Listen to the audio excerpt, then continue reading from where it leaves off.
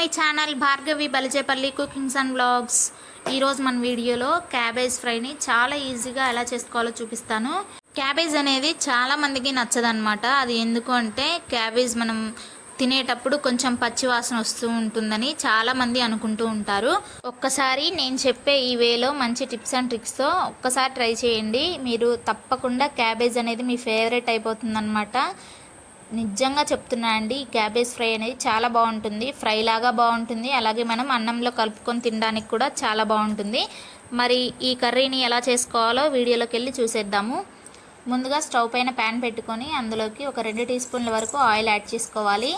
ఈ ఆయిల్ కొంచెం కాగాలన్నమాట. కొంచెం కాగిన తర్వాత ఇందులోకి ఆవాలు వేసుకోవాలన్నమాట. ఆవాలు కొంచెం చిటపట్లాడాలి, అప్పుడే మనకి ఆవాలు అనేది చేదు లేకుండా ఉంటుందన్నమాట. ఇలా ఇవి కొంచెం ఫ్రై అయిన తర్వాత ఇప్పుడు ఇందులోకి మినప్పప్పు కూడా వేసుకొని ఫ్రై చేసుకోవాలి. ఈ మినప్పప్పు కూడా ఫ్రై అయిన తర్వాత పచ్చిశనగపప్పు, జీలకర్ర కూడా వేసుకొని ఫ్రై చేసుకోవాలి. వీటన్నిటిని మీరు ఒకేసారి కూడా వేసుకోవచ్చు. ఇవన్నీ ఫ్రై అయిన తర్వాత ఇప్పుడు ఇందులోకి ఒక పచ్చిమిర్చిని ఈ విధంగా చిన్నగా తుంచుకొని వేసుకోండి. అది కూడా ఫ్రై అయిన తర్వాత సన్నగా ముక్కలుగా కట్ చేసి పెట్టుకున్న ఉల్లిపాయ ముక్కలు కూడా వేసుకొని వీటిని మంచిగా ఫ్రై చేసుకోవాలి ఆయిల్లోనే. ఎలా అంటే మనకి ఉల్లిపాయలు అనేవి కలర్ మారాలన్నమాట. అలాగే ముక్కలుగా పచ్చిగా ఉండకుండా నేను వీడియోలో చూపిస్తున్నట్లుగా ఇలా రావాలన్నమాట ఉల్లిపాయలు. అప్పుడే మనకి టేస్ట్ బాగుంటుంది. ఇప్పుడు ఇందులోకి పచ్చి కరివేపాకు ఒక 2 రెమ్మలు వేసుకొని దీన్ని కూడా మంచిగా ఫ్రై చేసుకోవాలి. ఇలా మనకి కరివేపాకు కూడా మంచిగా ఫ్రై అయిపోవాలన్నమాట. ఇప్పుడు ఇందులోకి మనం ఇంట్లోనే ఫ్రెష్గా నూరు పెట్టుకున్న అల్లం వెల్లుల్లి పేస్ట్ 1 టీ స్పూన్ అయితే వేస్తున్నాను. మీ దగ్గర ఏది ఉన్నా వేసుకోవచ్చు. ఇలా అల్లం వెల్లుల్లి పేస్ట్ కూడా వేసుకొని మంచిగా గరిటెతోటి ఈ విధంగా స్మాష్ చేసుకున్నట్టు అనుకున్నారంటే అల్లం వెల్లుల్లి పేస్ట్ మొత్తం ఆయిల్లో ఈవెన్గా ఫ్రై అవుతుందన్నమాట. అలాగే ముద్దలా వేసేసి ఉంచేసారంటే మనకి లోపల వరకు వేగదు.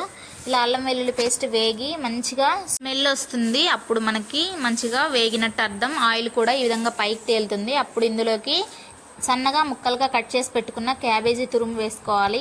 అలాగే ఇందులోకి ఒక 1/2 టీ స్పూన్ వరకు ఉప్పు వేసుకోండి. అలాగే ఒక 1/2 టీ స్పూన్ పసుపు కూడా వేసుకోండి. ఇలా ఇవి వేసుకోవడం వల్ల మనకి క్యాబేజ్ అనేది మనకి పచ్చివాసన వస్తూ ఉంటుంది కదా, ఆ పచ్చివాసన ఏదైతే ఉందో అది రాకుండా ఉంటుందన్నమాట. ఇలా ఉప్పు పసుపు వేసుకొని మంచిగా దీన్ని ఆయిల్లోనే ఫ్రై చేసుకోవాలండి.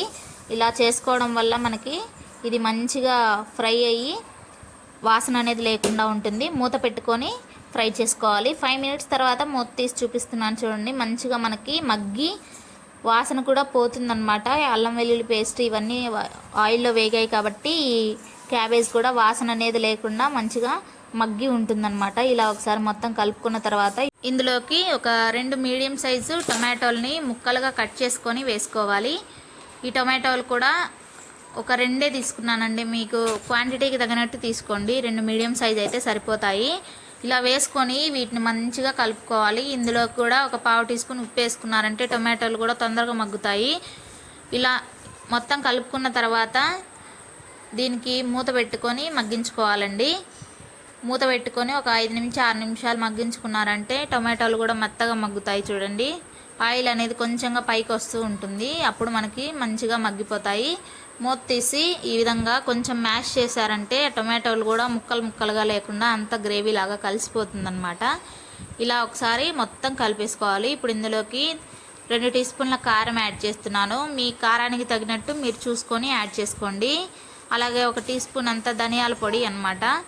ఇది వేయించి ధనియాలు పొడి కొట్టి పెట్టుకున్నాను అనమాట. ఇది వేసుకోండి, మంచిగా టేస్ట్ కూడా ఉంటుంది.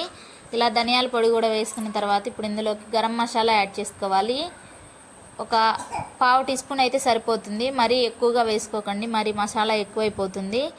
ఇలా ఇవన్నీ వేసుకున్న తర్వాత ఈ విధంగా ఒక గరిటె తీసుకొని మొత్తం క్యాబేజీలో ఇవన్నీ కలిసేంత వరకు కలుపుకోవాలి. మీకు ఇష్టం ఉంటే ఈ ప్లేస్లోనే కొంచెం ఒక 2 టీ స్పూన్ల వాటర్ యాడ్ చేసుకోవచ్చు. ఎందుకంటే చాలామందికి అడుగంటుతూ ఉంటుంది. ఆ అడుగంటడం ఎందుకు అంటే మనకి టొమాటోలు వేస్తాం కదండి, ఆ టొమాటోల్లో కొంచెం మనకి నీరు అనేది తక్కువగా ఉంటే ఈ విధంగా అడుగంటుతుంది. నీరు మంచిగా ఉంది అనుకుంటే అడుగు అనేది అంటదు.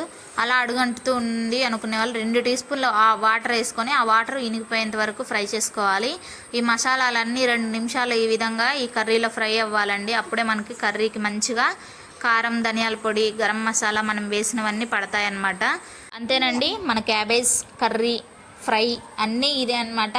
రెడీ అయిపోయింది. వీడియో నచ్చినట్లయితే లైక్ చేసి మీ ఫ్రెండ్స్కి ఫ్యామిలీ మెంబర్స్కి వీడియోని షేర్ చేయండి. అలాగే కొత్తగా మన ఛానల్ చూస్తున్న వారు ఇలాంటి మంచి మంచి రెసిపీస్ కోసం సబ్స్క్రైబ్ చేసుకోండి. Bye bye.